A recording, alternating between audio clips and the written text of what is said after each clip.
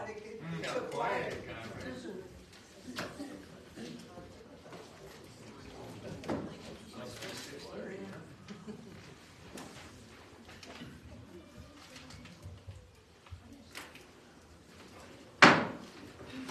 Good evening. The time is 6:30 p.m. The regular meeting of the Mayor and Council of the Borough of Freehold for December 4th, 2023 is now called to order. Notice of the time, date, and location of this meeting was provided at least 48 hours prior to commencement of this meeting pursuant to the provisions of Chapter 231 of the laws of 1975, the Open Public Meetings Act. I'd like to ask everyone to please stand for a salute to the flag, followed by a moment of silence. Captain Steph, will you please lead us? I pledge allegiance to the flag of the United States of America and to the republic for which it stands, one nation, under God, indivisible, with liberty and justice for all.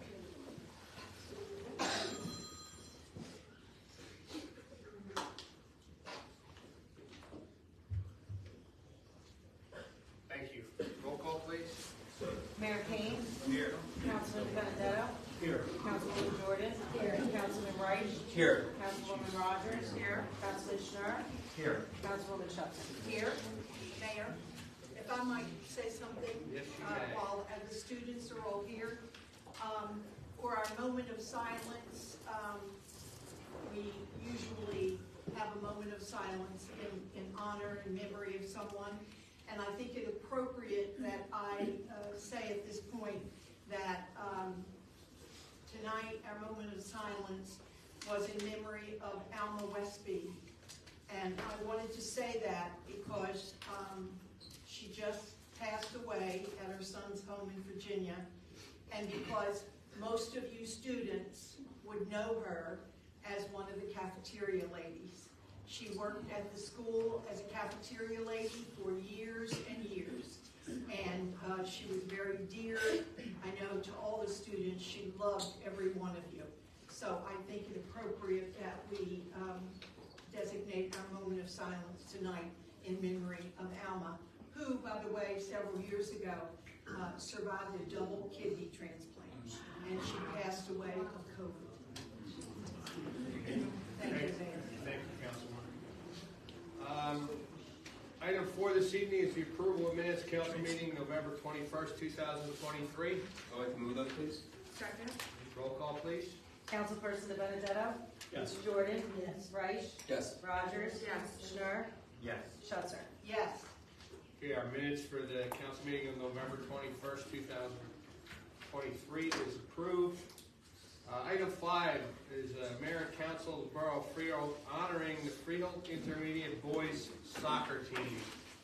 Monmouth County Intermediate School Soccer League 2023 Liberty Conference Champs. How about a big round of applause?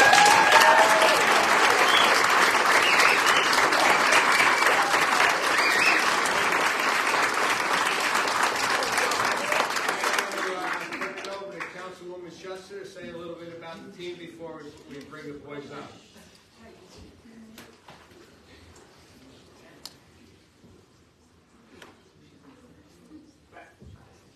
I just want to say that it is absolutely our honor to have you here tonight to honor what you did.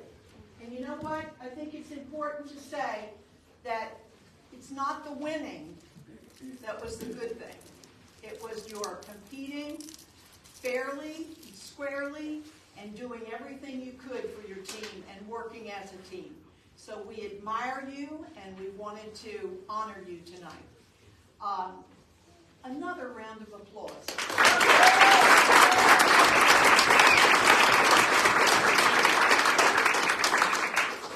These team members won the Liberty Conference Boys Soccer Championship.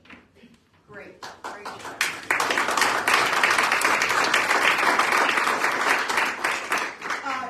And to begin, I would like to call up your principal, Mr. Brovac.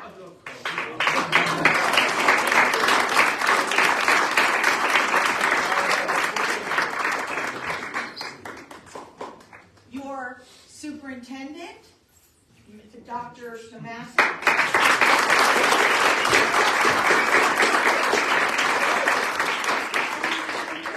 Superintendent, Mrs. Michael here? Oh, she's not. She's not. Okay, all right. And a big round of applause for the coach, Coach Chuck Latham.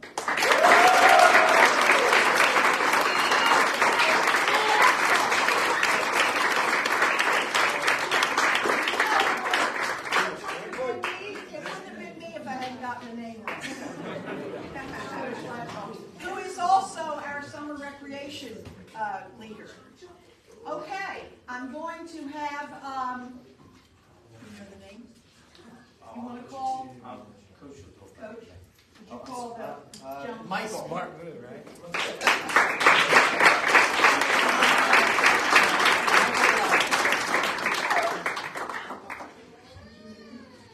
Congratulations, They Michael. know who they are. I'll call them by the names they recognize.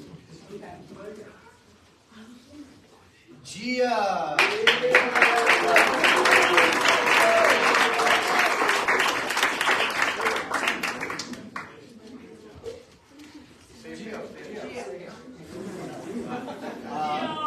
Braden Riley's not here.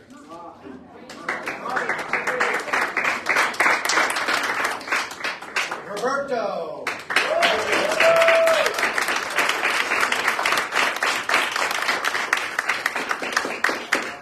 Liam Ramirez, not here, right?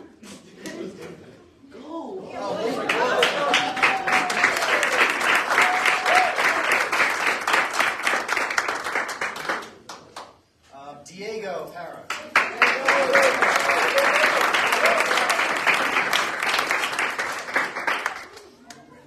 Dylan Mahongos.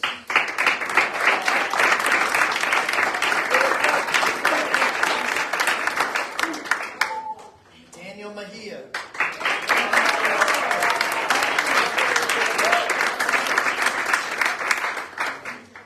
Alexander Matias.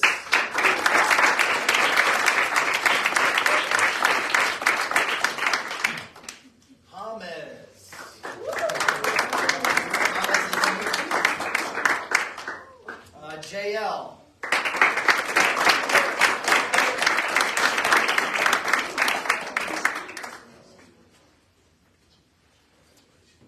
Should I say it? Oh no, it's Clodian.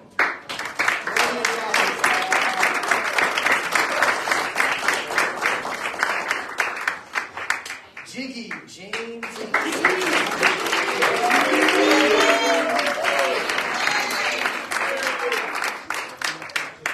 Jacob Garcia.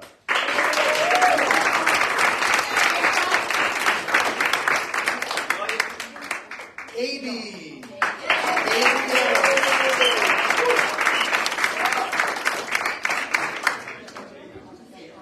James Farion.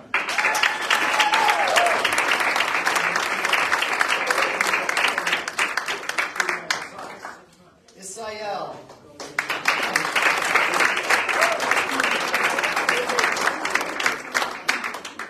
Jaden.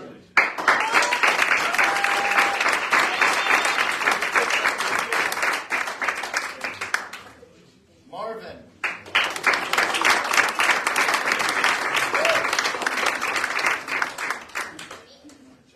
Paxton.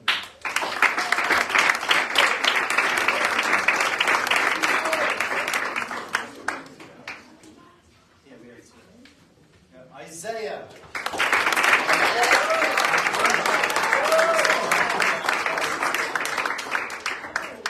Right, and then Ryan. Who scored the game-winning goal?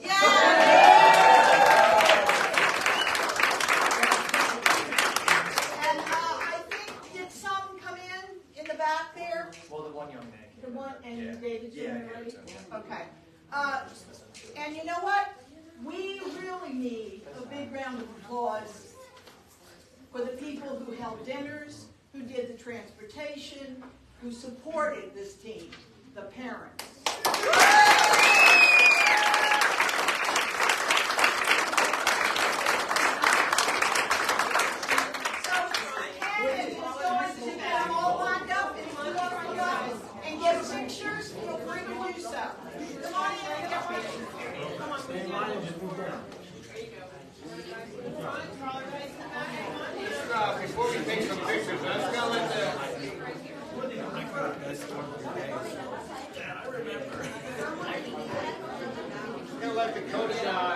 brag on the team for a couple minutes. You don't get a chance this often to be recognized like this. So let's let the coach talk about the season for a couple minutes, if you don't mind. The parents know about it, but council would like to know how you guys did this. I mean, to be honest, some of the guys on the team, we have a few travel players and whatever, but a lot of the guys have traveled through me over the years through 21st Century program after school, which is an awesome opportunity. Kids playing with me during the summer program from 21st Century. And then, to be honest, they just want to play. I mean, if you gave them a ball and moved the chairs out of the way, we'll be here for a couple hours playing. So the thing that gets to me the most is just the passion for the game. But one of the reasons I feel like we were super successful was the way we were able to come together during training and whatever. Players are doing bits and pieces and whatever, but when we went onto the field, we were really able to put it together. And it's not always easy. Usually it takes me 4 or 5 games to kind of maneuver players and figure out where they really belong. But these guys really, from day one, you could tell that they just wanted it more than anyone else. They worked to support each other, to kind of form a competitiveness during all the training sessions. And then, I mean, really, we had one hiccup in the middle of the season where we lost to the team who we eventually beat in the championship game. And so, revenge sometimes can be bittersweet, but in this case, it was quite nice. But we talked a lot about, there's no single superstar or whatever. Scoring goals is nice, but defense wins championships. So, and we defended as a team. So I just congratulate you, and I hope you continue in the high school and just continue to go. That's what I was going to say. I mean, this is great news for the Borough High School, having a team like this. If you guys do your paperwork and play. Yeah. I'm going to shout out, this is right in my wheelhouse, and as a lot of you know, I'm a soccer guy. But I'm just going to go right down to the end of the front row. Alex down there, trying to hide a little bit.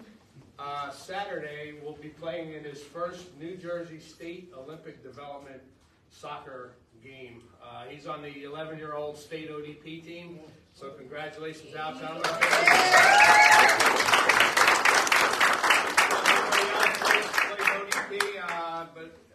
anybody else plays ODP, but Alex will be playing in his first game Saturday, New Jersey State Olympic Development Program. So congratulations to you. Congratulations to all of you on a great team.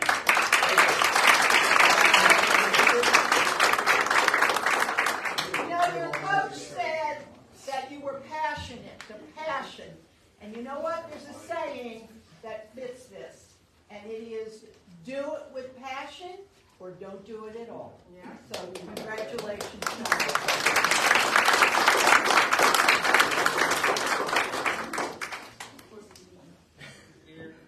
Over you. There you are. Maybe they're from, you get a little like down and front row. Better. Thank you. And you can hold it, yeah. Smile, guys, smile.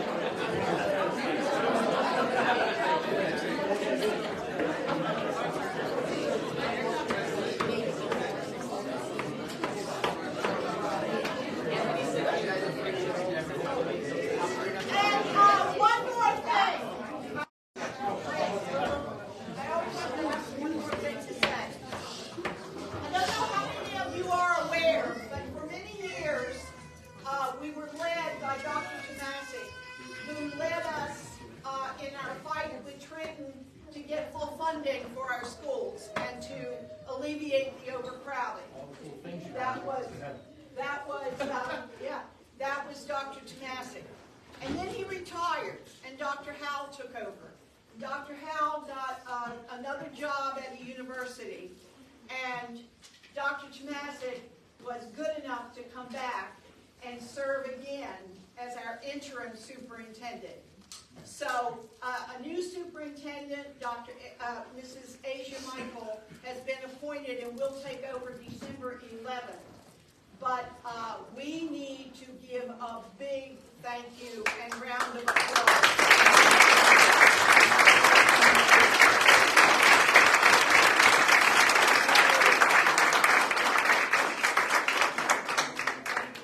And thank all of you.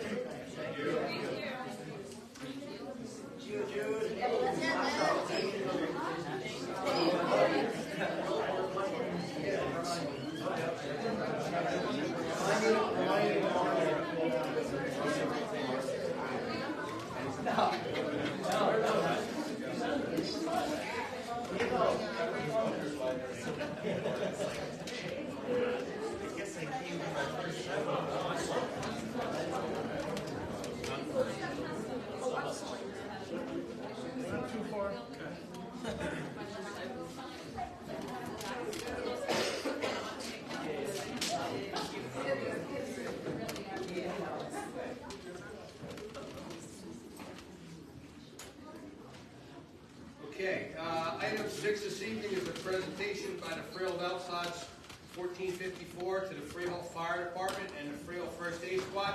I'd like to ask Council President Benedetto to kind of set this one up for us. Yes, tonight we have the Freehold Elks here with us tonight. We have many organizations in town that we're blessed with. They give back to the community. This is not their first rodeo, not the first time they've given back. They continue to serve the community and give back to the community. I'm going to introduce the Hamiltons that come up, and maybe you can introduce our crew. Yep. Or the people you have with you. Our Exalted Moon, George Conley. Our veteran night, Royal Night, sorry, she moved up. Jessica Schroeder. You all know Jessica. She helped me out with I'm sure. coins that one And my night. husband, Richard Hamilton, the past district deputy and lodge trustee, and I'm the lodge secretary, Patricia Hamilton. I know as a fellow, as a firefighter, it's greatly appreciated, and it will be put to good use, and we thank you from the bottom of our hearts. Tonight we do have Chief Wilson and newly elected Vice President Rich Krause. We have first aid. You need first aid tonight. Okay.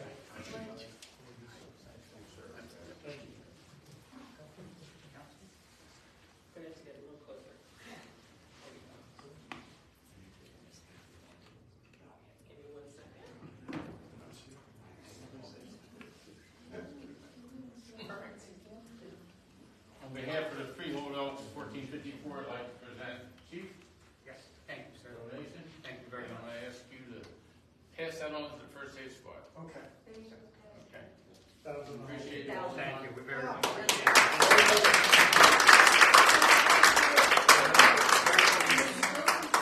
So, we want to continue. We appreciate what you do for all of us. We appreciate We it. try not to set off the fire alarm.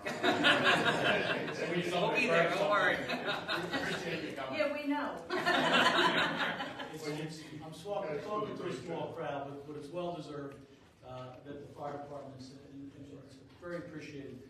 They do have the LSS website, and they do have events. They have breakfasts, they have dinners, they have their downstairs speakeasy open, which serves food. So if you can support them, they can reach out to organizations and volunteers like the community, the fire department, and the first aid. So let's try to give back to them and keep them in mind. Next time we go to a breakfast on a Sunday, or their speakeasy, like they said, is open Thursday night. Thursday and Friday.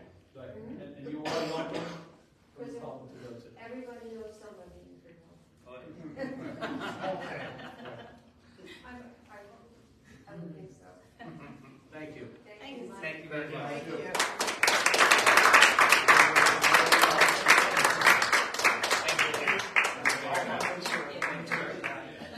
Thank you again. Thank you very much.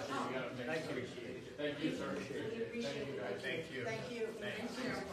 it on the agenda. No problem. And they are the ones who make it possible for us to have our senior holiday party every year. Because if it weren't for the Elks, we wouldn't be able to have it. So thank you. Thank you. Thank you very much. Yep, thank you. Thank you. Okay, item 7 this evening is the second reading and public hearing. Ordinance 2023/27, amending and supplementing Title 8, Health and Safety. This is the second reading. I'd like to open up to the public. If anyone from the public would care to comment on this item, please step forward, state your name and address for the record. Seeing no public comment, I'd like to ask the public comment portion be closed. So move. Second. Roll call, please. Councilperson De Benedetto? Yes. Jordan? Yes. Reich? Yes. Rogers? Yes. Schnur? Yes. Schutzer? Yes. Here we have a resolution adopting ordinance 23/27 and authorization of publication. I'll move that, please. A second. Discussion? Roll call, please. Councilperson De Benedetto? Yes. Jordan? Yes. Reich? Yes. Rogers? Yes. Schnur? Yes. Schutzer? Yes. Okay, ordinance 2023/27 is adopted. Item 8 is the first reading and introduction, ordinance 2023/30, amending and supplementing Title II, Administration and Personnel, of the Code of the Borough of Freehold, creating the position of police chaplain. I'll offer that. Second, please. Discussion? Roll call, please. I Okay. think it's a good thing. Have we ever had one? This is the first time, and it is no rank and no salary. And it's something that we have in fire department and we have in other organizations I belong to, and I think it's a really good thing that you're doing this. Any further discussion? Roll call, please. Councilperson De Benedetto? Yes. Jordan? Yes. Reich? Yes. Rogers? Yes. Schnur? Yes. Schutzer? Yes. Okay, ordinance 2023/30 is introduced. Item 9 is a first reading and introduction ordinance 2023/31, amending and supplementing Chapter 10, Vehicles and Traffic. Move that. I'll second, please. Discussion? Roll call, please. Councilperson De Benedetto? Yes. Jordan? Yes. Reich? Yes. Rogers? Yes. Schnur? Yes. Schutzer? Yes. Okay, ordinance 2023/31 is introduced. Item 10 is our consent agenda, and just a note that matters listed on the items of consent agenda are required to conduct the day-to-day operations of the borough and will be enacted by one motion in the form listed below. There will be no separate discussion of these items. If discussion is desired of any items, that item will be considered separately. Would someone like to move consent agenda items CR1 through CR3? I'll do that. A second. Discussion? Roll call, please. Councilperson De Benedetto? Yes. Jordan? Yes. Reich? Yes. Rogers? Yes. Schnur? Yes. Schutzer? Yes. Okay, consent agenda items CR1 through CR3 are adopted. That's the end of our consent agenda. Item 10 is item 11 is the approval of bills. I'll make a motion that we approve our bills, pay our bills. Second. Discussion? Roll call, please. Councilperson De Benedetto? Yes. Jordan? Yes. Reich? Yes. Rogers? Yes. Schnur? Yes. Schutzer? Yes. Okay, our bill list is approved for this evening. Item 12, we have an item for discussion. We have Wreaths Across America. I'd like to ask Councilman Schnur to talk about this for us. Thank you very much, Mayor Kane. I'd like the public to know about a ceremony that will be taking place on noon at Saturday, December 16th at Elks Point. This is the 13th year in a row that Freehold is honored to have Wreaths Across America continue the annual wreath laying ceremony at Elks Point. This event, as was previous years, is sponsored by the Freehold Masons Olive Branch Lodge 16. To give you a little bit of a background on this, the wreath laying during the holidays was originally started at Arlington National Cemetery by a Maine businessman by the name of Morrill Wooster, whose family owned the Wooster Wreath Company. For 14 years, the wreath laying was completed with very little fanfare. And in 2005, the image of the wreaths in the snow snow in Arlington became an instant hit on the internet, and thousands of people contacted the company to see how they can get involved.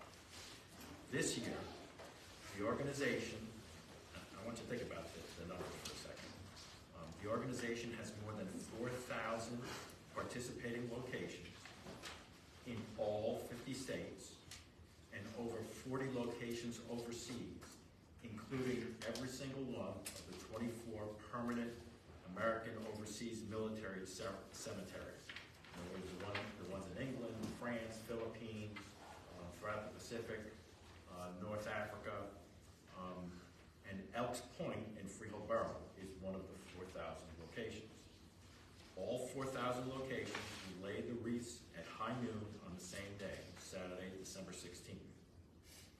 The reason the ceremonies are held at this time is to coincide with the laying of the wreaths at the Tomb of the Unknown Soldiers at Arlington Cemetery. So the Wreaths Across America program will place almost 2.7 million wreaths at monuments and cemeteries at the 4,000 locations, and Freehold Borough will do its part by placing wreaths at the 66 crosses at Elks Point in addition to the monuments. With all the hustle and bustle of the holiday season, to remember veterans who made the ultimate sacrifice is a wonderful idea, and I'm glad that this tradition of remembrance can grow each year. And I would like to thank Councilman Adam Reich and the Masons for their contribution and their dedication in keeping this program going. Throughout the year, they seek out opportunities in and around Freehold Borough to offer charity and in-kind support, and the Wreaths Across America is another fine example of the good and caring work that Freemasons do for others. Parking is at the Elks Lodge, located at 73 East Main Street, and Elks Point, for those that don't live here in town, Elks Point is located at the corner of East Main Street and Broadway. That's it. Very impressive ceremony, always. Thank you, Councilman. Mr. Mayor, if I can just add, first of all, if I can respond, say, Councilman Stern, I will extend your gratitude to the Brothers of the Lodge. It's our pleasure to participate in this fantastic annual event. Addition to the Elks Point ceremony, Bethel AME will be having a ceremony at 2 p.m. at Squirreltown Cemetery, which is at 63 Eileen Way, just out of Throckmorton. In order to make sure that residents and dignitaries can attend both events, they move theirs to 2 o'clock as well. If you haven't been to Squirreltown Cemetery, it is a fantastic historical site to behold. And anybody who can attend, you can attend the Squirreltown one as well as the Elks Point. It's fantastic. One or the other, whatever it is, if you have time in your schedule, we'd love to have you join us. Thank you. Thank you. Okay, item 13 this evening is the redevelopment presentation, 10-16 Holdings Realty LLC, located at 10-16 West Main Street, Block 71, Lot 9. This is for a waiver of site plan approval for permitted change of use of the 2nd, 3rd, and 4th floors from commercial use to 11 residential apartments. I'd like to ask our attorney, Matt Good, to set this presentation up for us, please. Oh, thank you, Mr. Mayor. Mr. Mayor and council members, we had this presentation back in June, I believe, about June 20th. It seemed the applicant wanted to change use for a 2nd, 3rd, and 4th floors of the building 10-16, what is it, West Main Street, to, at the time, 14 apartments. The council, after discussion, felt that the density was too high. There were other questions about some ADA compliance, but essentially the density was too much. So the applicant revised and resubmitted I'll call it an interim plan, reducing the number down to 9. And then there was a report by a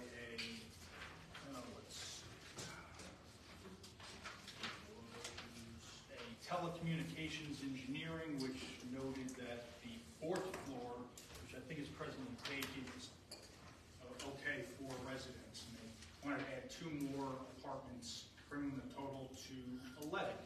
So we've reduced it from 14 in the last application to 11. I think Mr. Steinberg is here with his client to make a presentation, answer any questions, but the council was familiar with this type unit. Your decision here is whether or not the application conforms with the downtown plan. And with that, I'll leave it to you. Thank you. Good evening, Mayor, Council. Mark Steinberg on behalf of the applicant. I believe we were here in the right unit, and we were here when, and we'll revise 2 more times to come back here. The development last time was for 14 units, I believe, on 3 floors, not even using the 4th floor. And we revised that down to 11 units now, using the 4th floor. The plans that were submitted that you have show that these are substantially sized units. From before, the units going anywhere from, they're in the 1,000+ square feet areas. 1 bedroom is almost 900, and the small efficiency is almost 600.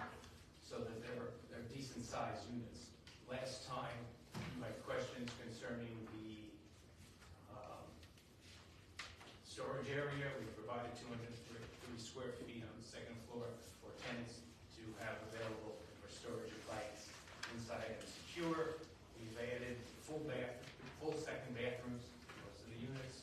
Last time we only had, I believe, a water closet. Now we have a shower room in addition to the main bathroom, and improved them tremendously. The real question I think you had was whether or not the building was safe for residential occupancy, in view of the fact there are these crazy signs that say dangerous, don't go past here, etc. And the applicant hired VCOM telecommunications engineers to review the site and make a report. Now, that report has been submitted to you as professionals, but I have with me tonight Sean Haydenberg, who is the engineer who made or supervised the report, and he is available for questions. Let me just may I call him and he'll give you a brief overview of what he did and what the situation is concerning the telecommunications, basically the cell towers that are on the roof and on and the communications unit that's on the 2nd floor. Sean? Mr. Steinberg, before we get to him, there is 1 unit on the 1st floor that's 300 square feet. That hasn't been omitted, has it? You said they were all substantially large. Where's my architect? Do I have a 300 square foot? That's the studios. That's the studio. Okay. There's a 1 bedroom 600 and a studio at 300. Okay. Come on up here. Do you want to? This is Sean. Give them your name. Yep. My name is Sean Haydenberg. I work for VCOM Telecommunications Engineering. We're a wireless engineering firm.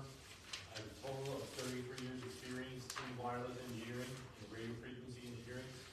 And I'm a BSW from Rutgers University. Yeah. Your task was to look through this building, take measurements, and come to a conclusion as to its safety. Correct. Because we're hired to... Let's swear him in. Okay. Testify. Sir, do you swear or affirm the testimony you're about to give to be the truth, the whole truth, and nothing but? I do. You were hired to perform a wireless electromagnetic energy survey of the building and to certify whether the building is in compliance with the FCC rules and regulations concerning RF emissions.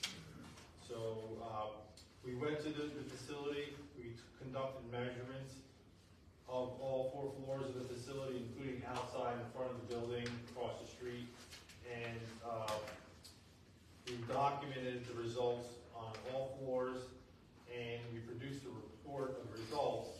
And the highest reading we measured in all 4 floors of the facility was 2.1% of the FCC public limit. The FCC permits up to 100% of the limit, for their public area. That's the maximum they permit for the public.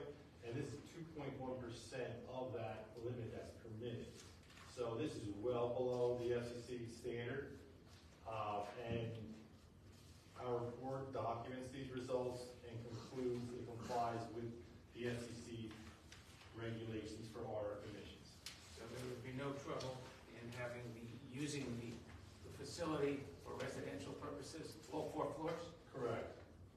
Now, there are some signs that you have pictures of in your report that look a little ominous. Can you explain that to the board? No, yeah, we show. To the mayor and council. Yeah, we show pictures of the signs. There's a radio room on the 2nd floor, and the sign looks like this, just a notice sign. It is an FCC required sign, so the wireless carriers are required to post that sign. So they have it on their radio room, which is where their radio engineers would work on their radio equipment, and they also have it on the hatch that goes to the rooftop where their antennas are. So they have that there as well. So it's an FCC requirement. They do post the sign, so they are meeting the FCC requirement for the sign. The sign basically says if you go beyond this area, if you get close to the antennas, within a couple of feet, you can exceed the FCC public limit. That's permissible, but only people allowed up there are occupational people that know how to work in areas with our fields. And if it's too high, they power the site down, they work on the antennas, and they manage it. So that's a working environment, not a public area. So that also is an FCC requirement. They do post the correct sign, so the site does comply with the FCC regulations. Just a quick question on that. You said in your report you couldn't access the radio room at the time. It was a lock. It says in here. Correct. What's the number inside that radio room? I mean, We do not measure on the rooftop or inside the radio room. Both areas are not public areas. It's a restricted area, and it was not accessible during our tests. So, I mean, in the radio room, it's probably still less than 100% of the limit most of the time we measured. Like I said, typically you could exceed the public limit within like 3 feet of the antennas if you're on the roof. Around those antennas, that's where you typically exceed the public limit, but both areas are not public areas. So in those that FCC calls them occupational areas where there are people that are working and that are trained to work around environments that have higher fields than the public. So those are the FCC has 2 areas, public areas and occupational areas. So those are permitted to exceed the public limit because they're occupational areas and they're restricted access, and they have the sign that notifies people when you go beyond this point, you may exceed the FCC public limit. So you give notification to people at that point. how many cells they have up? How many are on the roof? Antennas? It was more than a dozen antennas up there. T-Mobile and Verizon are all on that rooftop. But you didn't have access to that, so you don't know that for sure. No, but you can see the antennas from the ground, and you can see the signs say T-Mobile and Verizon out there. Yeah, so we did not walk onto the rooftop, but we see their signs. Is there a reason you didn't have access to that? It wasn't part of our scope. It's restricted access. We were hired to verify the building complies with FCC limits, and that's a requirement. Doing a measurement of the occupational area in the rooftop is a different test. We do that type of test sometimes too, but that was not part of our scope of work for this job. Is there more times when the RF may be more than others? Like the frequency vary throughout the course of usage, within the towers? Like say you did a test at a certain time. Would there be a chance that at different times it could be different? Yeah, would there be a chance of peaks? Yeah. Loading across a day, we tested during the daytime where if it was at night, the loading would be less usage, less signal level at night, but we did it during the daytime. And the loading is flattened out during the daytime in the last decade or so. So it would be like a percentage point or so different, but we measured 2% of the limit allowed up to 100%. So you're like 46 times lower than the limit. So yeah, it's not going to change much. What's up there? 4G, 5G? 4G today is the 3G is the definition. 4G is 4G LTE, they also call it, and then 5G is the new technology. 6G will be for another couple of years. Every 10 years they come up with another generation, little tweaks to the standard. So you did measure in areas immediately adjacent to the roof and to the locker room on the second floor? We measure all the public areas, so all 4 floors of the building and outside the building. And those areas, and with a probe that's certified to the FCC standard, so it measures all the wireless signals. Yes, ma'am. Couple additional questions? Sure. What's the frequency range of the antennas on the roof? They're from 600 megahertz to, I didn't survey the equipment on the rooftop, I'm just saying, nowadays, what was typically deployed in this area by those carriers is 600 megahertz up to 4,000 megahertz. That's typical. So, and the highest reading of 0.2 and change, 2% and change. That's the limit that you're allowed to, that was the maximum that was the meter was reading. And according to table 4B, on page 7 of 10 of the report, the 300 to the 3,300 megahertz range, the 300 to 1,500 megahertz range, and the 1,500 to 100,000 megahertz range have a power density of 0.2, 0.2, and 0.1 respectively for an average time of 30 minutes. So does that mean that you are allowed, that the general population uncontrolled exposure limit is 0.2 of the power density for a maximum of 30 minutes? Correct. Let me clarify. The 2.1%. Right. Let's round to 2.2%. Okay. That is of the permissible limit. So it's of the 0.2. Right. So it's percent of the limit. So Okay. that table you referenced is also it's charted out here on page 8. So that because it varies by frequency. Right. Of course. So it's 2% of that, but any frequency they use is added up. Okay. It's all added up, but you're still 2%. So that line is 100%. You're about 2%. So no matter what these power densities on the average time is, you're still at roughly 2.2% or less Correct. of the limit. Yes. And there is no concern for length of time of exposure because this limit is for 30 minutes. No, the FCC limit permitted on that table is permitted 724, 365. Okay. All the time. The roof access and the radio room. Per your knowledge, or if Ms. Steinberg or someone on your team could answer, they are permanently locked and accessed by who has access to them?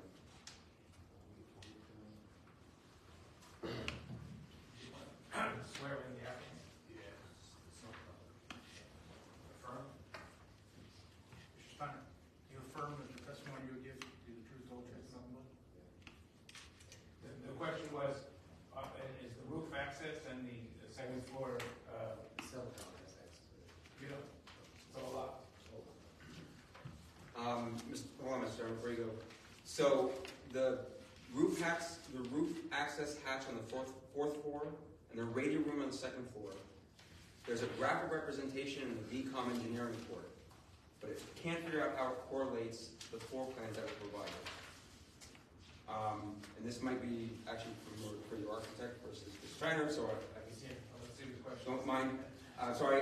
Where on the plan is the radio room on the second floor, and where is the roof access on the fourth floor? On the fourth floor is the section. In relationship to the proposed plans. Right. It's a whole.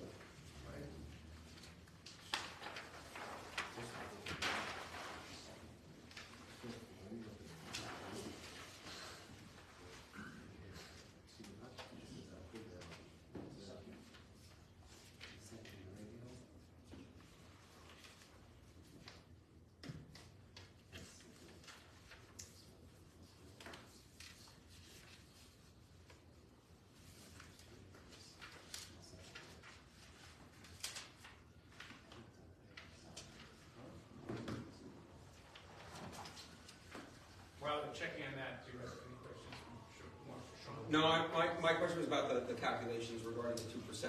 I wasn't completely sure about the table. I wasn't sure if the 2% meant that number of 0.2 was the limit, or was 2% of that limit. I got it's 2% of that, right?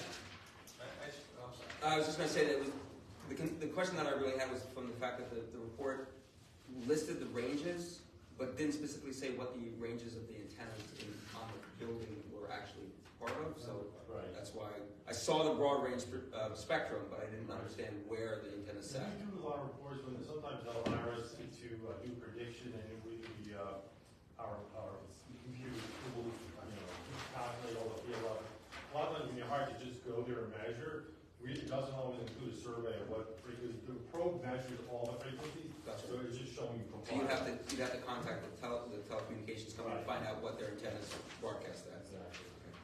And I'm guessing the reason why you don't do a survey of the controlled spaces is because now you have to get separate approvals from those entities as well. Yeah, because to get into their property. It's their property. Yep.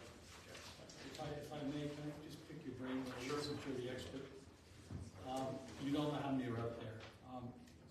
What's the life expectancy of, let's say, one of these units? I would say about 10 years or so, they would typically swap out the radio or the antenna, sometimes longer, but roughly. How many probably on the roof is it by square footage and the weight of the units that are up there? What you can handle, I guess, is that in your realm? Is that like a construction question? If it is, I should have answered. Yeah. I'm not ready for you to answer. I'm trying to not get you involved with the Yeah. construction part. Okay. There's also a zoning from the council. So, yeah, I assume that they would have to have permission and building permit in order to put another one up. Yeah. And if it exceeds the amount that you allow, or if there's any question, then they have to go to the board. Well, who knows how long we gave them. I've been on 27 years, I've never given permission, so they've had permission for longer than that. So rules have changed, regulations changed, roofs have gotten stronger. I'm Just just looking looking for for free information from each a other. similar antenna was typically a similar weight, size, dimensions. They swap it out if there's a problem with it. You know, if they want to expand their area or add more antennas, that's really a zoning question. If their approval allows to do that, or they got to come back to the board to get more. I don't know that. That's a zoning question. Is there also a proximity amount too? Antennas have to be a certain distance from other antennas. Yeah, usually maybe a couple feet from other antennas, but there's a lot of room on that roof, so. Thank you. Okay, just one more quick one. It's more curiosity more than anything. The Telecommunications Act of 1996, the 25-year-old federal statute. Is there, and the RF emissions are based off a report from September 1st, 2000. Is there any, the way technology with this, just keeps developing at a rapid pace, and it's still being guided by 25-year-old federal laws. Yes. Are there anything out there that's more current as far as the science goes? They've had 25 years or more to watch the effects of RF emissions. And they still talk about the Telecommunications Act of 1996. I referenced it because that is the law on the books regarding this issue of RF emissions. And regarding your question, is the FC does look at the issues over that 25 years. Like the last time they came out with a report on it and just reaffirmed it, it was like 2013.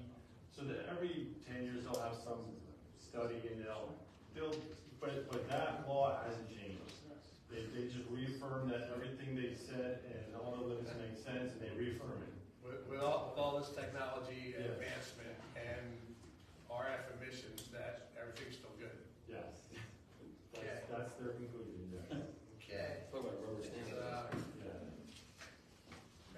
And I know that's not you, but when you look at the dates and the way technology advances.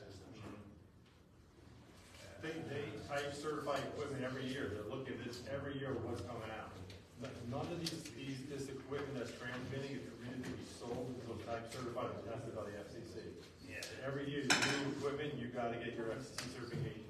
These things are what's gonna, long-term, have these up to your head. So we can't live without them. See what the effects of those are gonna be. Try living without them.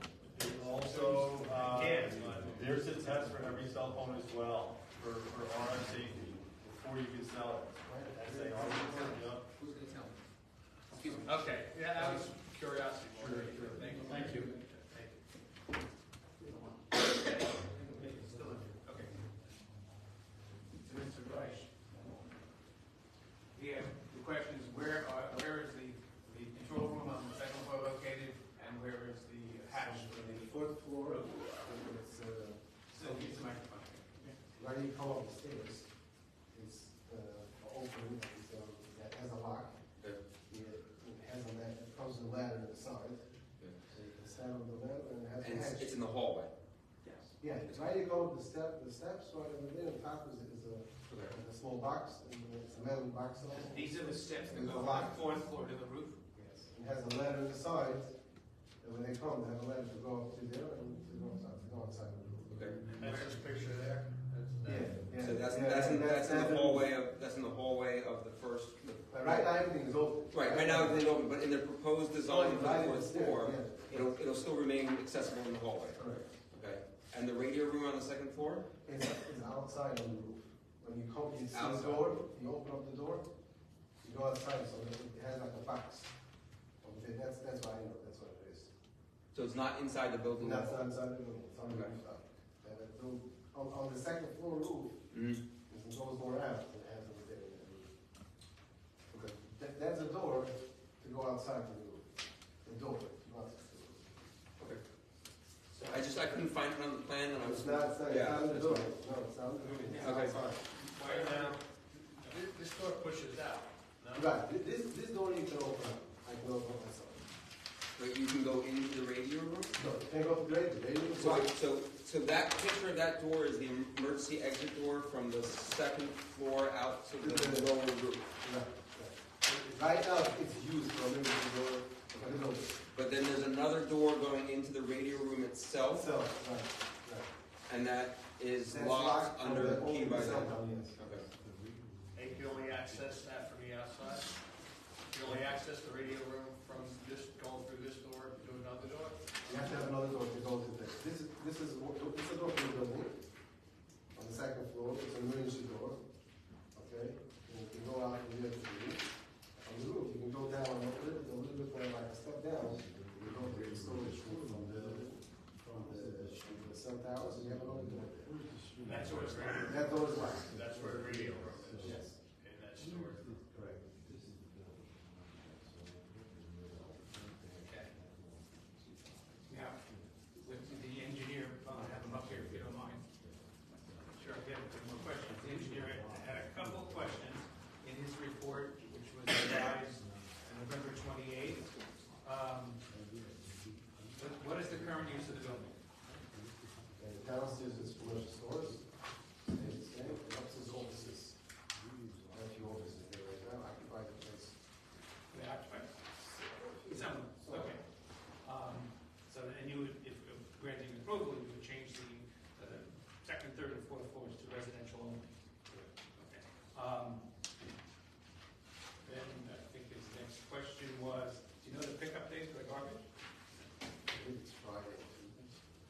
I mean, that was a question that you had. The trash, there's designated on the plan now a dedicated trash and recyclable area. Right. And the management of the apartment will provide those to the appropriate pickup areas on the appropriate days. Can we talk about that for a second? Yeah. I mean, or do you want to continue? That's a with the very report big first? issue in town. Well, Okay. so if I may, that is an alleyway that has a Velcro door, two emergency exit doors, and the ladder, which is the emergency exit from the roof. The alleyway is only about 9 feet wide, and at the Velcro door, it's only about 3.5 feet wide. How many trash bins are you expecting to fit back there without impeding on the emergency exit from the commercial building to the first floor, or the ladder coming down to the roof? Thank you.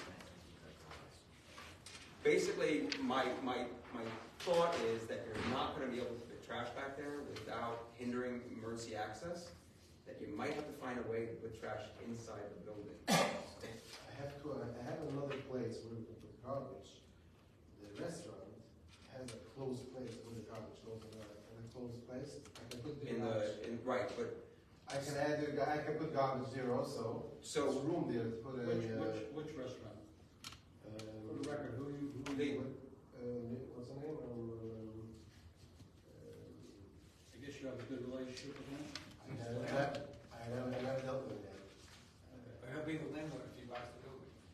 So let's place out in theory. You have 11 apartments, all with trash containers. How do the residents in the second, third, and fourth floor bring their trash outside, and where do they go? The trash is going to be, if we use the designated place we have in plans, I'm not going to have 11 trash, try to have more than bigger size, what is allowed to have. So you're not going to be able to put a dumpster back there, because you only have 3.5 feet between the building door and the brick wall. Right, put a dumpster. If we have to put a dumpster, I should take away the garbage. I'd rather share together with the restaurant and have it on a daily basis. Charge, something like that. No, not charcoal. La Cipollina? La Cipollina, yes. So share with them and make it every day or every second. I don't know how much. So trash, by an individual trash pickup, being brought downstairs, out the front door, around the alleyway to the side, to the trash bin or something like that. Yes. I'm gonna, for my personal opinion, you can't fit trash back there. It's an emergency egress. You can't crowd it with bins. Okay, so I think you need to have some sort of shared agreement with somebody that has the dumpster back there to use the dumpster. And then, of course, you're on their pickup schedule, which helps you a little bit because now it's a set schedule. Mm-hmm. It's just no way, because the two doors down there are emergency exits from two of the businesses, and you've also have your fire escape ladder, which basically means that if in case of emergency and people get out on the roof and then they have to go down the fire escape ladder, they're blocked by trash. That was my second suggestion, but I didn't want to write it, so we bring it over here to discuss it. You know what I mean? Yeah. But that's for sure is an option to share with the. Kind of think you have to go with that option. Yeah, I think it's a problem. I'm an owner, I can speak and tell them, this don't play out, what's going to happen. What if he says no, then what's your option? Why would you say no? I don't know, I'm just saying. Just asking. We have to run every possible option here I don't because. know. I mean, there's no choice. You can't be my tenant anymore. So wait, so you own the building where La Cipollina is located? Yes. Okay. Yes. So isn't there a section of that area where there is no bins? And Oh, we it's have to gonna be put their outside. garbage on the curb? That would be nice. So if we have 11 apartments there and they're all putting on their garbage on the curb, that creates a different set of problems. Well, I think we would have to, if we would approve this, we'd have to tailor approval to say that there would be no curbside trash and all be through. But there already is curbside trash, that's what Right. I'm saying. In that area where La Cipollina is and Oyaka Joe's, Well, they do curbside. They do curbside. They do curbside. Sometimes they drag bins to the market yard, but La Cipollina has a dumpster that's inside a fenced-in alcove in the back of the building, and they drag their dumpster out to the curb on pickup days in the Triangle parking lot. And I assume that's private party. I I think so. have a definite plan. We can have private cars do that. Yeah, we would need to know specifically what that plan is gonna be. Right. Yes, no problem. If that's the case, we know all the choice. We have all the choices to store in the building. I think it's going to be having this in the building, it's not accomplished. What she's trying to say is we can't go on Hope and Prayer. No, You I have to don't want to have block any. You have to have a concrete plan and in writing with La Cipollina. Right. We can't go on Hope and Prayer. And the other thing I recommend doing is talking to the Carter's company to make sure that the dumpster that's provided there can also pick up the additional trash from the 11 units. The size of the dumpster. Right. Because they have an alcove and their limit is that little alcove that they have back there. So- There's another few feet room there. I checked it out. Yeah, It's a big place. It's not that they have a small dumpster. We can make that bigger and it can be a daily pickup.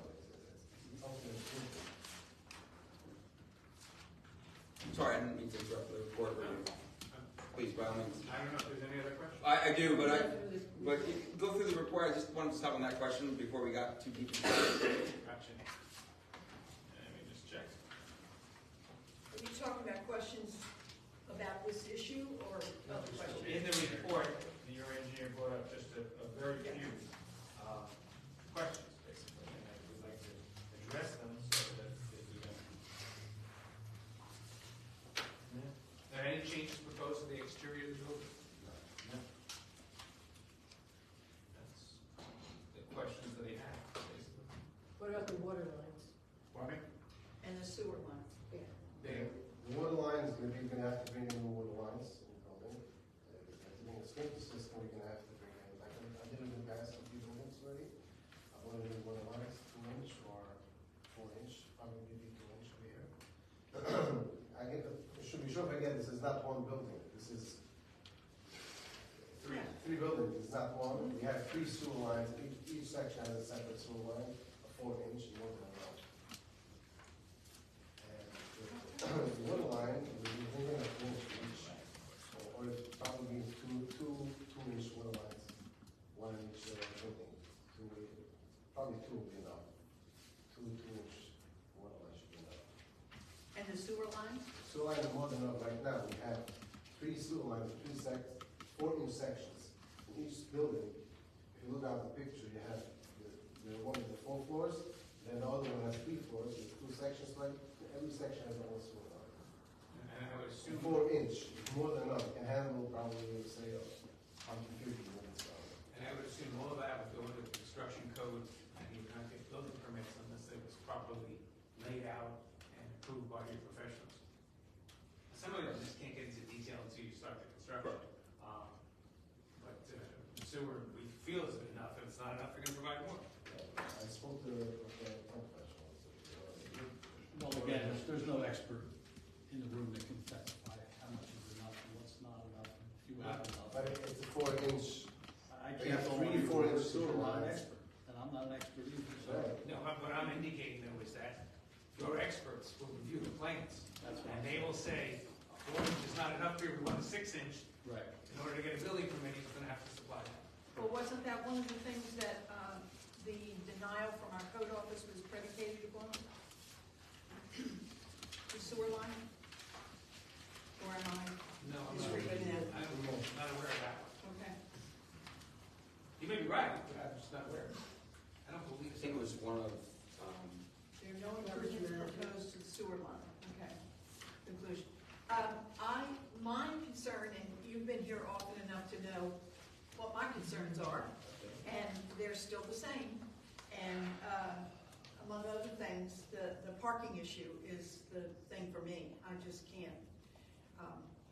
Again, right now, we have offices, we're being elderly usage for parking, being less. But you also have you're requesting a waiver for the parking Well, situation. currently, if it was remained in office, I think we calculated 27 or 37 spaces are required, which we don't have. Which we don't have. Right. In order to continue the current use as an office space. The applicant's proposing 11 units, which your professionals indicate need 17 parking spaces.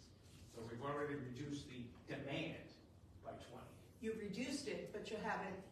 Well, we reduced the demand. We have nothing now. Well, that's my concern. We have nothing now. We're gonna have less required once this is converted. How could you have fewer required when in fact you're still going to have businesses on the bottom level and you're adding apartments? It's a concern of mine. Yeah. That you've heard me say it before. It's a concern. If we use the second, third, and fourth floors for offices, we need 37 parking spaces. Right. We can, And you're saying we can go reduce tomorrow it? and put in all those offices. Right. By And by reducing it to 11 units, we need 17 parking spaces. Neither of which we have.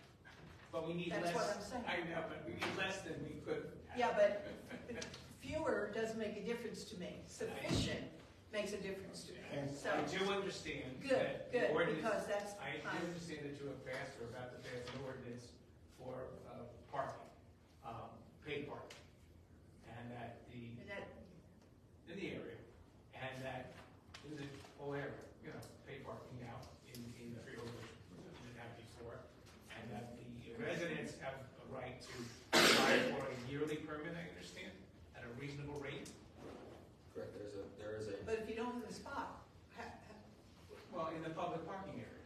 they can apply for a rate and a parking space with a permit. I understand that's gonna be the new thing in town, and these people, if they would like to park a car, we could make that arrangement. It's available to them, is what I'm saying. A substantial number, Mr. Steiner has found out, of the people that do rent these things, these units and whatnot, don't have cars. They wouldn't be looking for. Well, again, that's kind of the wing and the prayer that Councilman Benedetto was talking about. You know, in a perfect world, we'd all like to be able to interpret things to our own benefit, but that's just not how we function. And so I just wanted to make it clear that my concern is, has always been, and will always be, the parking situation. A mother with a baby and groceries and, you know, yada, yada, yada. And I'm not going to argue about it. I'm just putting it out there so you know where I'm coming from. Fortunately or unfortunately, you're a very well-established town. There's just so much space for everything.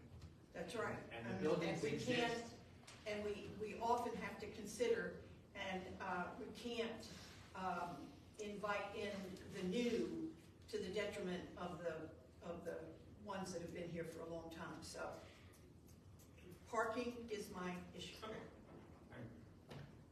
I interrupted you. No, I would not dare say that you ever. Just a couple more questions, if you can.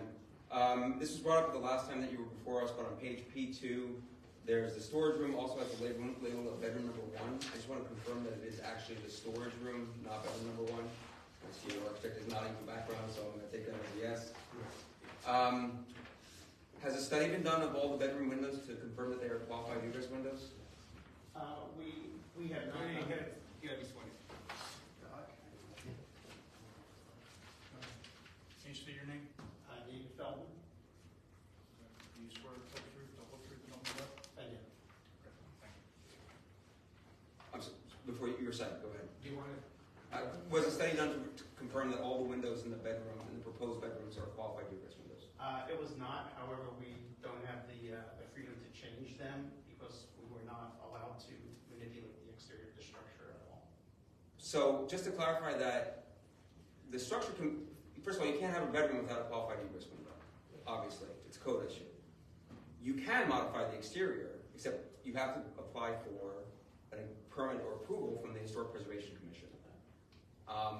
So it's an extra step that has to be gone through, but I'd rather see the bedrooms code compliant and safety compliant rather than saying that the windows can't be touched completely. Okay. And I understand the concern about going before HPC might require other changes to the exterior, but if it's predicated on safety purposes, it's got to be done. We could look at that. Right. So at least one of the windows, obviously, in the bedrooms have to be qualified egress windows. When was the last time a inspection report was done on the fire escape ladder? Anybody know? Okay, so fire escape ladders have to be inspected every 5 years. Fire ladders are known to deteriorate over time because the material is exposed to the elements 24/7. And there's been studies done that state that the point of failure are the bolts that go into the building at most, because it's two different materials that are meeting. And the other issue too with fire escape ladders is they're only meant to support X amount of pounds per square inch, I think it is. And with the advances of firefighting apparatus, older fire ladders don't meet the weight requirements for new firemen, I guess, and they're fire people with new gears when they go up these escape ladders. The reason why I bring this up is because if the fire escape ladder has not or has been inspected in the past 5 years and does not meet the standard, it'll need to get replaced, which is an exterior change to the building. Which is an exterior change to the building. Yeah. Exterior change, even if it's a direct replacement. Yep. Even if it's a direct replacement, that's still it's a change. It's a one-for-one change, understandably, but it is a change from what's existing to something that's proposed. Gotcha. Part of Mr. Maltese's report asked about where the proposed condensers will be housed. So obviously the HVAC system is going to be changed. Where are the... That's being located on the second floor roof. On the second floor roof. Okay, so it's an exterior change to the building. Perfect example, just for reference point, the court jester changed out an HVAC condenser on the side of their building. They had to come before HPC for approval. It was a one-for-one change, but they still had to come before the HPC. I have 3 things so far. That's fine, but I just wanted to bring it to your attention. There was a note about, the storage room. When we, Councilor Good, when we do write, should we write a resolution for this, or I guess a resolution for this? We'd like to include that the storage room will not have e-bikes, which is something that comes up a lot. And then the other thing about it too is that there was an item in here, about that there will be no window units, no HVAC window units. Which technically is HVAC too, but if they're not allowed in the building, then that's fine. Yeah, that's fine. We don't plan anything. Aside from those items, I will have to echo Councilwoman Schutter's concern about the parking. You're right, it's a benefit and a detriment that we are a well-established town and that parking is limited in certain places in proximity to the building. I think it would have gone a couple extra steps to have attempted to find some sort of shared services parking lot or some shared services agreement with the local parking lot to help offset those potentially 17 spots that, even though you are reducing the parking count from 27, I think it was, down to 17, if there was 37, thank you, 37 down to 17, if there was some way to have a shared agreement with a private lot nearby that allowed for a couple extra spots, I think that would have gone a long way to show that you're trying to make sure that we're not, causing additional issues to the market yard lot, which is where the parking permits would be located. I don't think you're going to get a net sum zero. I think you're going to have a deficiency in parking no matter what. But if there's 5 spots somewhere or whatever it may be, it shows goodwill that you're trying to solve the problem, come up with a solution for the problem, rather than just saying flat out, we can't find parking. And I think that's all I have for it. The window issue is a big one. Yeah, I mean that's a safety code thing, and That was an issue in the other building, remember, Right. Mr. Steiner? Yes. We had a big thing I about went to HPC, we did that. Oh, and regarding the windows too, should during construction any of the windows get broken by accident or whatever it is, and they get replaced, it's an exterior change, it's got to go before HPC. So, Even if they just replace the glass? I will defer to the HPC regulations for that. I don't know that offhand, but I do know at one of the other sites there were some windows that were damaged and replaced, and I know it was a bit of an umbrage with the HPC because they should have been brought before the HPC for discussion before they were finished. I'll agree with that. Yeah. Because it should happen. Yes. So the challenge I'm having with this is that the density is too high for downtown. I thank you for reducing it to the 11 units, but it's still too high for a downtown area.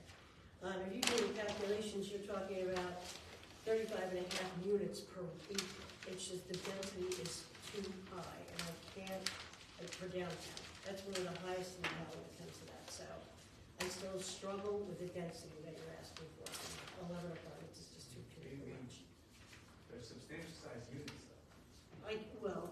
And then the question is if you bring it down, the number of units, and you make them bigger, you wind up with additional bedrooms and more occupants.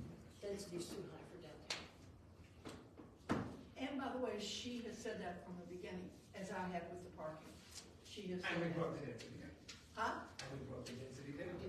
Down, But not enough. but not enough, and parking not enough. And of course, we have lower density, there will be less parking. Not necessarily bad. The density is not just a concern with us, it's a concern with residents and the impact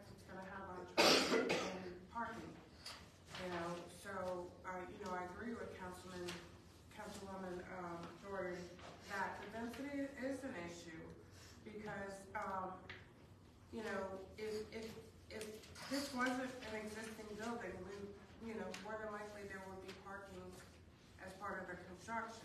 But this is an existing building, so it puts us in an awkward position because we've got to consider, what our residents are dealing with, and we have to try and balance that with what you want to do. I think it's admirable that you want to make efficient use of the space, but we can't overdo it with that use. Originally, there were no apartments on the fourth floor, and that would have brought it down to 9 apartments, which is a little bit more palatable. But now we're still, building up, and we already had concerns about the access to the upper levels.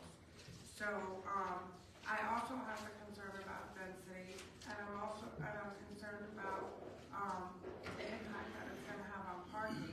We already have the paid parking, and in fact, we've seen, the turnover is much better now, and people are able to find parking, people who want to use the paid parking. And now, with the additional spaces that are going to be required because of this project, we might, it might set us back in that area where there's already limited parking. Because that's the smaller lot, so there's really the street parking that's valuable in that area. Well, also a concern, not just the residents, but other investors. Other investors, as in business people that have complied with our parking rules and regulations and have complied with everything else and came into this town and have invested in businesses. We're here to help, but we're also here not to hurt our businesses that we do have that have complied and do what we tell them to do. The rules and regulations have been concerns that we have been met to other investors.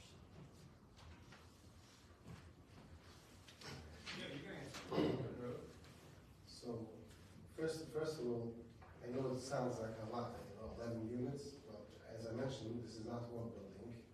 And we have a lot of buildings here in town, lately also got approved for 4 units. If you have 3 floors, each floor 2 units, and even with no parking, that to East Main Street got approved not too long ago.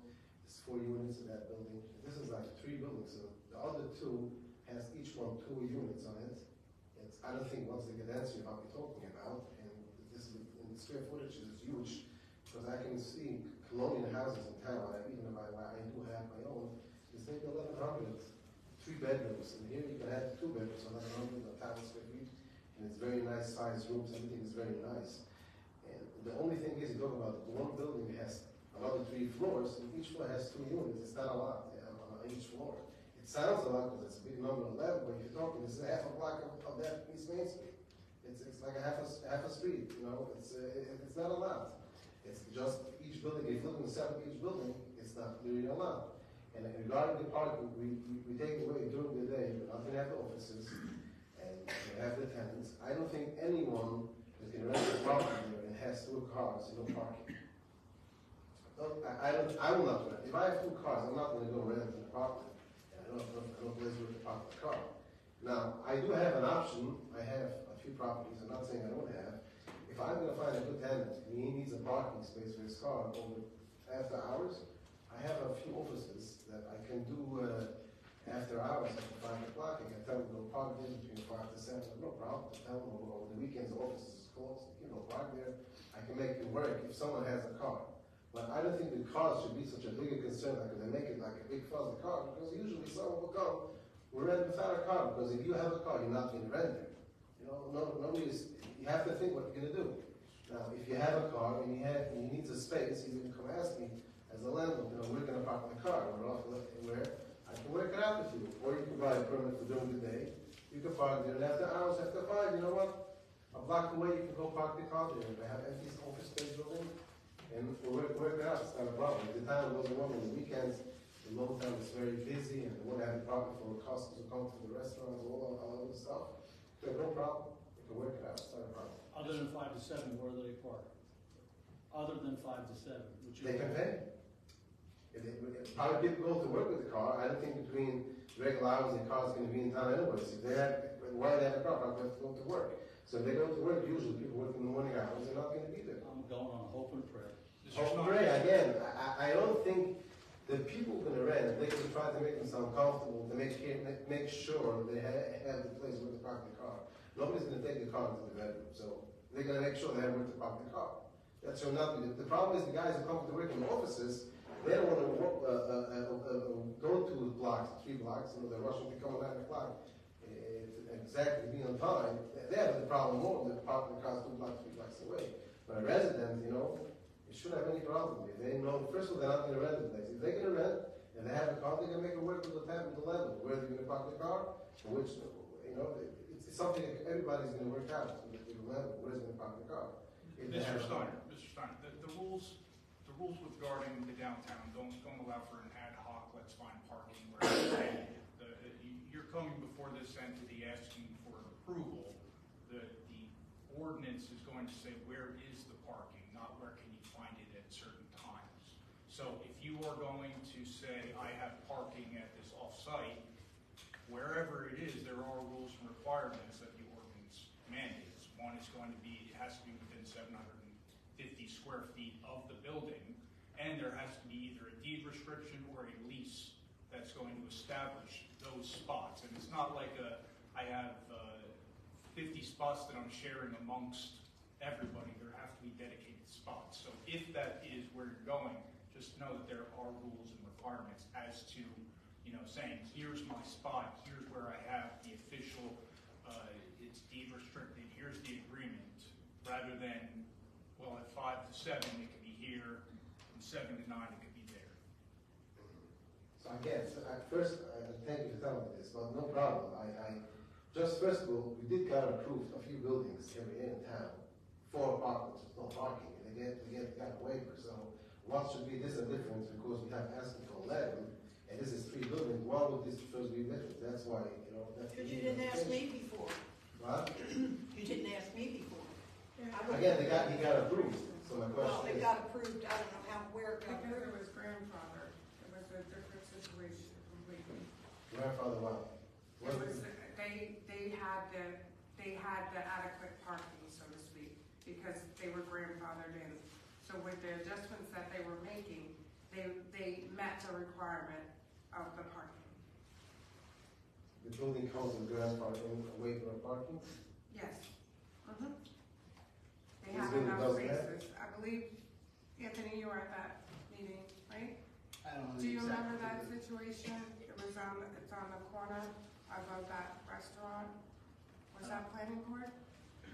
Or was it? But they were grandfathered in, and that's the reason it was able to be approved. And maybe this building also has grandfather in. Anybody knows about it? And you would have to tell us that. Well, They came from. if we were to put offices on all the second, third, and fourth floors, we're grandfathered for parking. The building exists as an office building, with commercial on the first floor, so that we could just put in, and then that requires 37 parking spaces. That portion would be grandfathered. Assuming that when we change the use, I believe we lose the grandfather because it's not the same use. But our argument is, of course, that now you don't need 37, you only need 17, neither of which we have. Gotcha. But I think that we could probably make some sort of shared service agreement, but I don't know if it'll be within the 750 square feet. You know, so that's what we have to ascertain. And also, you keep saying it's 3 buildings, but you would have to let us know, delineate how many are in each building, so that, to make it clearer. It's on the plans. If you look at the building outside, we have a picture of the outside building. Yeah? So if you look at it, you can see the 3 floors. You have 2 on each floor. It's 2 buildings. It's 2 buildings, right. So that, You said 3. it's Where's three. the third building? One has the 4 floors with the second building, right? Yeah, but there's still only 2 buildings. You're saying there were 3 buildings. It's the size like 3 buildings, that I'm saying. It's the size, not 2 buildings. It's wide, very wide building. So when someone comes for the 2 spaces, a narrow building has 3 floors. This is a very wide building. It's like 3 buildings, what I'm trying to say. It has 4 units in that piece of building. That piece has 4 units. Each floor has 2, 4, 6, 8. So basically like 3, it's like 2 buildings. Each one has 4. And it's considered one block a lot, but it's like a twin building. Well, Mr. Stein, that's why we do a unit one-to-one fixed. So the councilwoman mentioned that if you have 11 units, it's about 35 and a half units per acre. So you're telling us that there are 8 units in some other building, but we don't know what that is in terms of the size of the building. It might be the same size building as yours in terms of the square footage. So we can't compare it at this point.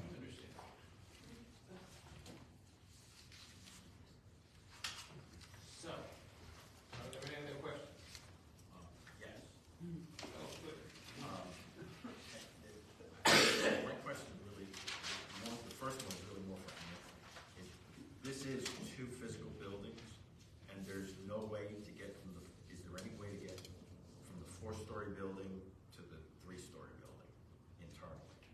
It appears to be 2 separate buildings, but they do have, it's 10 to 16, correct? Is that 10 to 16? Would that be 4 different addresses, 10, 12, 14, 16? So I'm not certain, the left building may be 2 separate buildings attached. I don't think there's any access between the buildings.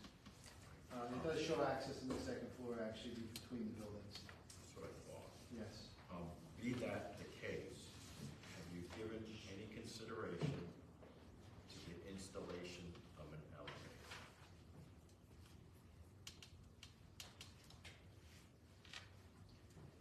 I mentioned last time, the elevator is not possible to make that because it has commercial. Okay, yeah, that's true on the first floor.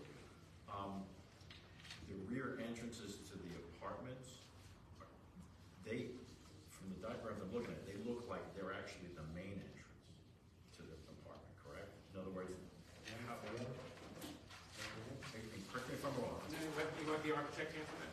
Well, anybody, I don't, in other words, to get to the second, third, and 4th story, you gotta come in through the back. The front? The front, yeah, sure. Okay. The front on Main Street. On Main Street. Okay, I just wanna make sure that's the case. I believe there's 2 entrances. 2 entrances on the front? Is that Yes, correct? 2 There are. Okay. Just as an observation, that 333 square foot studio, that's just way too small. I'm sorry, that's just way too small. And the trash, because we had problems, still, we had problems with the trash being left out on the street. Is there any way you can consider, the across the street, I'm just talking out loud, it's not the solution, the CBS dumpster, the one that's back there, that means people have to cross the street if they are, correct? That if they were to use that facility, yeah, there's another one in the market yard, and we are in discussions about creating one right over here. From the gag. Well, across in this lot here, where there is a dumpster now. Okay. Ideally, we would prefer that everyone downtown use one of the sponsored dumpsters that's consolidated by all the businesses. And the storage of electric bikes has to be, we should have that outside. There's enough problems with that. I don't know. It's certainly a hot subject these days. Yes, no pun intended. But I think as a governing body, we need to kind of decide what we want in downtown in terms of the second, third, 4th stories. Right? I mean, if they're existing office uses, and do we want them to maintain them as office uses, or do you want to make them apartments? And if so, how do you want it? How do you want it to look? How do you want downtown to look? And I think that's a question that you guys need to answer at some point. When you say you guys, you mean you guys? Yes, Not us guys. that's correct. Because currently, if we had met some of the other criteria, or all the other criteria, it's now permitted. And That is true. Councilman, just to let you know, these are 2 lot blocks, so they are separate. They are separate. They are separate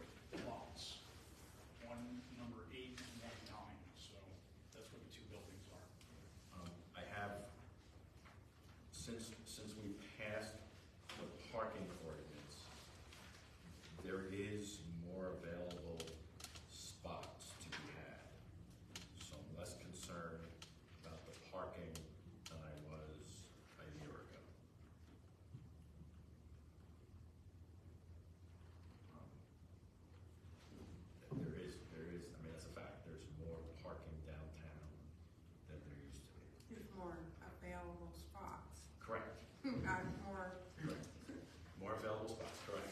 Thank you for More correcting. spots in general. Just a point of order on that as well. The availability of residential overnight parking is restricted to the market yard. The McGacken Triangle will have no overnight residential parking available. On the street, yes? There's parking on the street, yeah. Overnight, you got Overnight you can park on the street? Yeah. Not overnight. overnight. Certain areas you can. Adjacent to this building, on Main Street, South Street, there's no parking past 3 AM. That's correct. And there's parking can pick back up at, I forget what time it is in the morning. It's 6. 6. And then in the market, and then in the triangle lot, we got the triangle lot that follows the same stipulations.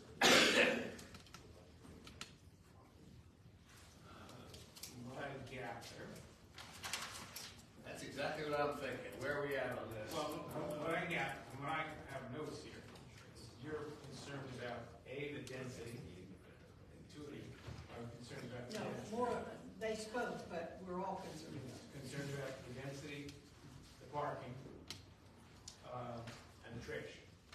I trust that the, I'm concerned about the water lines and the sewer lines too. He says the water lines are gonna be replaced, but that's my concern as well. I have a lot of concerns. okay, Parking's my big one. when you get into construction, that will be a requirement, and if it's required, it'll have to be done.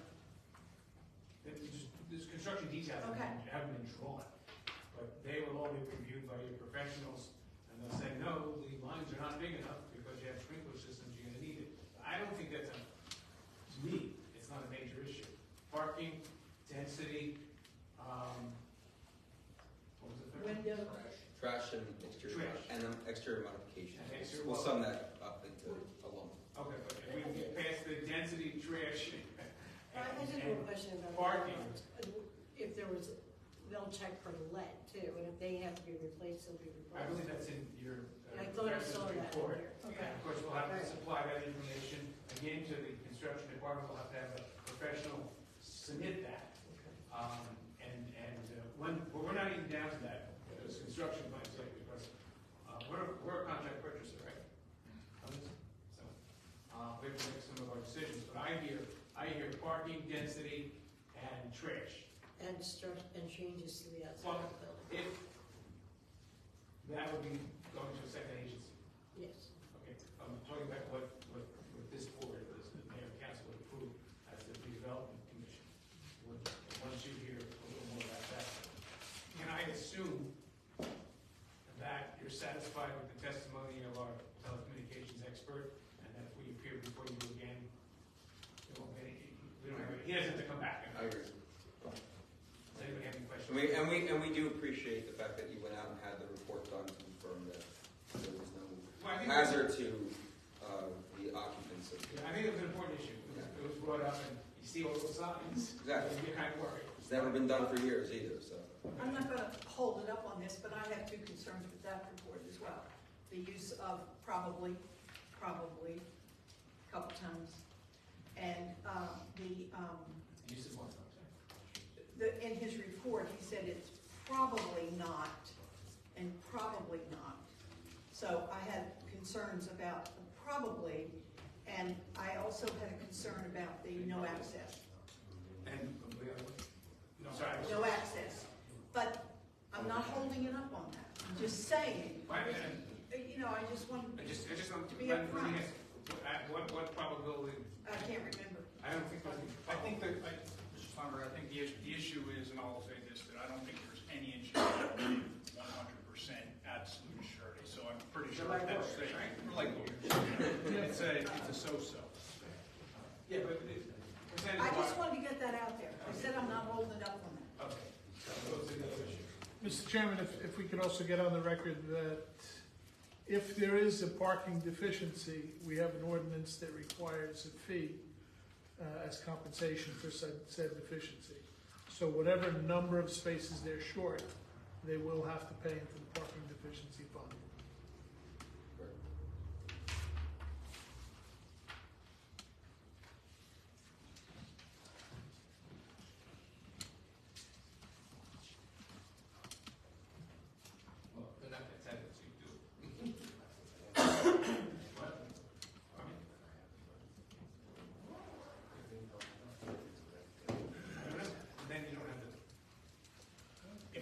if you're going to ask what density is going to be allowed, which I think is what there's no specific number. If you come to us and say the building next to it is X density per units, this board will take that into account. If it's going to be the one that's a mile and a half away, is X density, pretty sure that that's going to be less of a weight. So there's no exact number, obviously. You're going to have to come to us and say, I want to put X number of units in. It's 20 units density. This works within the rest because the building next door has 8 units in this size, and that's 20 units per acre. Well, we're going to have to explore that. You'll have to explore that. So there's not going to be a hard and fast number coming from this council at this point. I don't think we're getting approval tonight. And I mean, coming back, took that up. We're going to have to, but I think you're getting closer. Let's put it that way. We're going to explore the density. We're going to explore the density, the parking, and the trash removal, which we can certainly do. The rest. And look, just to underline this, the reason why we're going through this exercise here is because we want to make sure that should the council, as a redevelopment entity, provide you with approval, we've now given backing behind this project, so when it goes before planning and zoning board or wherever else, that they know that we've reviewed it and we've confirmed the details of the project. So that's why this happens in this fashion, so that it comes before mayor and council as a redevelopment entity, so you can have your approvals to take that to the planning and zoning board saying, gone before mayor and council, they've approved this, planning and zoning board will then work out some of the other details regarding some more items. Historic Preservation Commission is... It would be one of their approvals as well. After you get past this point. I mean, it's a separate board. That's a separate board. Right. Why would we have to go to the planning board if we're not doing any exterior changes? Well, if you're doing exterior changes. Well, no. No. No, just right, just HPC then. HPC, because we're not changing the footprint. Correct. But Right. So if we my change the windows, we change correct. My the- apologies. Yeah, The next authority having jurisdiction means right would be HPC. So but we gotta get past you first. right. And those Right. And you're moving the needle, but like there are issues with downtown projects that come before us all the time, and what you're seeing here are the major issues that we have to work through when they do appear before us before we give permission or approval, I should say. And while the parking authority has allowed us to change the way that the parking lots are used, it's changing the way the parking lots are used for the businesses and the restaurants more than it is for the residential units. That's a different animal, the way that the parking lots are used. So we have to take that to account. When is your next meeting? 18th. 2 weeks? 18th, right? 12/18, and the one past that? That was January. January 16th. After the reorg. So it'll be the third Monday in January. Which might be, So it's a whole month. Maybe that Tuesday. What? Is that Martin Luther King Day? So it'd be Tuesday. It'd be the Tuesday, So if we Yeah, don't it'll be get on for, Tuesday if the we don't 16th. get on for the 18th. Tuesday the 16th of January. Yeah, okay. Question, the units on the roof have to go with HPC? No. The condensers and things like that. Any exterior change. Even on the rooftop? Yes. It's the exterior of the building. Yep. ladder. Windows, ladder, exterior condensers. Windows, I measured with the ones on the point. I know that nothing has to be changed.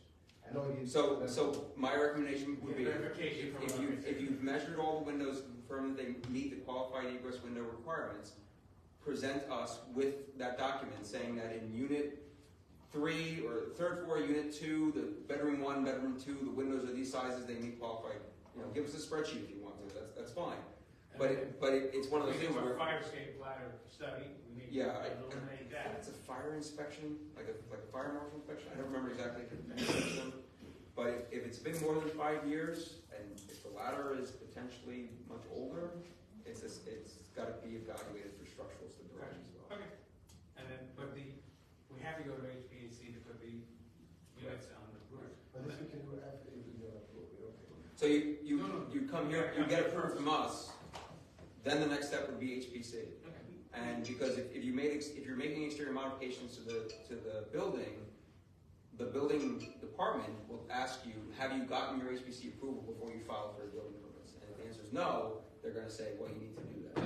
We're going to, Yeah. what do you need to go before the historic commission, even if they're not visible from the street? Yes. Yeah, it's exterior modification, yeah, yeah. Any place in the back?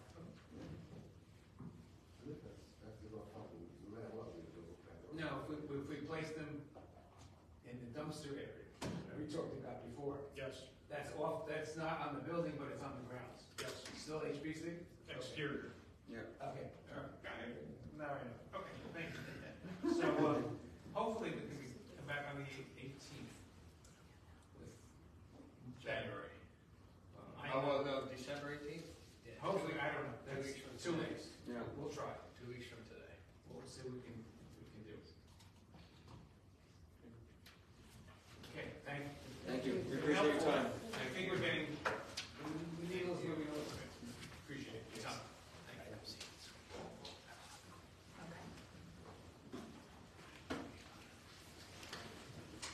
You're done.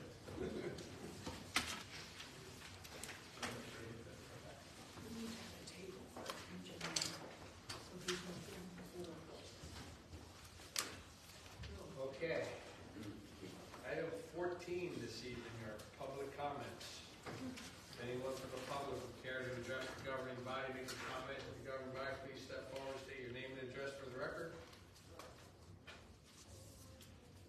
Seeing no comment from the public, I move the public portion be closed. Second. Roll call, please. Councilperson Benedetto? Yes. Jordan? Yes. Reich? Yes. Rogers? Yes. Schnurr? Yes. Schuster? Yes. Public comment section is closed. Item 15 are council comments. Start off with Council President Benedetto. There are too many people left. Down to the last few matches here. Thank you all for coming out. Hope everybody had a good, safe, happy Thanksgiving. To all my Jewish friends, this Friday's first day of Hanukkah. Happy and Thursday night. Thursday night, I'm sorry. That's right. You said the first day of Hanukkah. Right, it's the first Friday. day. I did say Thursday. That's right, I said, you're right, you were right on the first day. I was right, Cindy. My wife's watching, so I have to tell her I'm right for once. She is. Have a happy and let's just pray for peace during this Hanukkah time to celebrate. And that's all I have. Thank you all for coming out. Thank you. Councilwoman Jordan. Thank you. Keep it brief, since Jeff Friedman's not here. Toronto tree lighting downtown, it's at 5:30. Front of the Hall of Records. It sure was a nice event. We have music, we have a school choir. I think all of the ornaments are made by the Girl Scouts. It's a beautiful event. So if anybody can come down. And then next Monday is the manure lighting. And that's going to be at 5 p.m. Freehold Recreation is in the middle now of accepting applications for our house decorating contest. And that will run through the end of the week. And then next week they'll start the judging. So if you'd like to decorate your house and get in on that, feel free to go online on our website and fill out the application. The Elks are here tonight, and our spectacular committee is planning another My Bloody Valentine fundraiser for February 10th at the Elks. Right now, tickets are on sale. We'll be dining and dancing, and those go pretty fast. And it's going to be an 80s prom theme, so it should be fun. So if you want some tickets on that, make sure you go online for Spectacular, take a look at them. And just the other thing I have is the library's newsletter's out, and Kathy, our librarian, always has amazing things going on. So if you have an opportunity, access that online. That's all I have. Thank you. Councilman Rush. Thank you, Mr. Mayor. Just to dovetail on what Councilwoman Jordan said, drive around town, see all the different lights. If you have kids, take them out. It's great to sit in the car, just ride around the different streets. Oohs and ahs everywhere. This Thursday is the Human Relations Advisory Commission's December meeting. It is at 6 p.m. upstairs in the conference room. This past Saturday was the Freehold Arts Council Arts and Craft event at the Park Avenue Elementary School.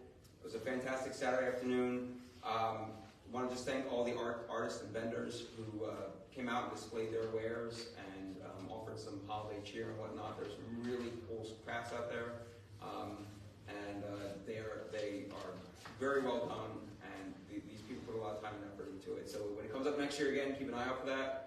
I'm not going to step on any toes, but I had a great time at the seniors' holiday party on Saturday. I also want to wish everybody who celebrates a happy Hanukkah, and I just want to leave you with a quote from Albert Einstein: "Peace cannot be kept by force; it can only be achieved by understanding." Thank you all for coming out. Thank you. Councilman Rogers. Thank you. I just wanted to also echo that the seniors seemed to have a great time at the holiday party. It was amazing. I'm sure Sharon will talk a little bit more about it. But thank you to Sharon for making sure this was able to happen and organizing and having us work hard. But it was nice to be able to sit down and talk to the seniors and hear what's on their mind and just, talk about the town in general. So it was really a wonderful time. On Friday, I had the opportunity to spend some time with our younger residents at the FOC Family Movie Night. I volunteered, and it was just so fun, and it just gave me a little bit of hope, a lot of hope actually, that for our future. These children were just the sweetest kids, very polite. They were having a great time. They were very outgoing, and I really enjoyed the experience. I'm looking forward to being able to volunteer, more in the future, because it was really a very enjoyable experience. And I just wanted to, as we start to enter the holiday season, I just wanted to wish everyone a happy, safe, and sweet holiday season. And, I hope you get to spend time with your families and friends and just be able to let down a little bit, relax a little bit. Thank you, everyone, for coming out tonight. Thank you. Councilman Schneider. Margaret, I am already relaxed. We know. We wonder why. Already there. Again, I want to congratulate the Freehold Intermediate Boys Soccer Team, and also echo Margaret's comments about the children. Now that I'm around a lot, these kids are very well behaved. Coming from the school, I don't remember being that well behaved when I was there yet, but they're whether it's the Park Avenue School or the intermediate school, they are very well behaved every day. There's never any problems that I can see. Again, thank you all for coming out. I hope we don't have another redevelopment application. These things, hopefully you can get pushed to January. I would really like that. That's it for me. Thank you. Councilwoman Shelter. Yes. The seniors' party was smaller, but just as dynamic as always. And I want to take this opportunity to thank Tracy and Lynn for taking all the reservations and fielding all the issues with the party. We appreciate that. I also want to thank DPW worker Adam Keeney, who drove our bus for us. If we didn't have a CDL driver, we can't transport the seniors. So Adam works it with his schedule at his Saturday job and drove for us. It was a little bit mixed up about the pickup time, but it worked out. Thank you to Christine Gregory, Judy Guy, Danielle Sims, Mackenzie Sims, Madison Sims, Jenny Conger, Carrie Conger, Brady Snyder, Annette, Margaret, and Adam for the help with the seniors party that day. We're sorry that George and Kevin couldn't come. Kevin was ill and George had a plumbing issue that we know we wanted to get straightened out. Absolutely. Yeah. But we missed you, but we had a great time, and thank you. Annette mentioned the tree lighting, menorah lighting, and the only other thing I have is that tomorrow in this room from 4:30 to I believe 6:30, we have the health department coming in to give flu shots again. So if anybody needs a flu shot, and the last time they were here, they did have the seniors dose of that shot as well. So if you know anybody who still needs a shot tomorrow afternoon, 4:30 here, 4:30 to 6:30. Thank you. Thank you. Just see, as you can probably hear, sorry I missed the party. I was under the weather. I heard it was great. Thank you. Now, we say this every year. I mean, if it wasn't for the work that Sheriff Shuffin does for that senior holiday party, a lot of seniors wouldn't even have anything to celebrate. Bless you, Christine. During the holidays. So I'd just like to publicly thank Sharon for all you do for putting that on every year. So thank you. Little round of applause. Oh, please. When I started doing it, I wasn't a senior. How about that? Now I fit right in. You still are. Oh. There's your Hanukkah present right there. Yeah. We'll end on that one. Yeah. Seeing that no further business, I can entertain a motion to adjourn. So moved. Roll call, please. Councilperson Benedetto? Yes. Jordan? Yes. Reich? Yes. Rogers? Yes. Schnurr? Yes. Schuster? Yes. Thank you all for coming.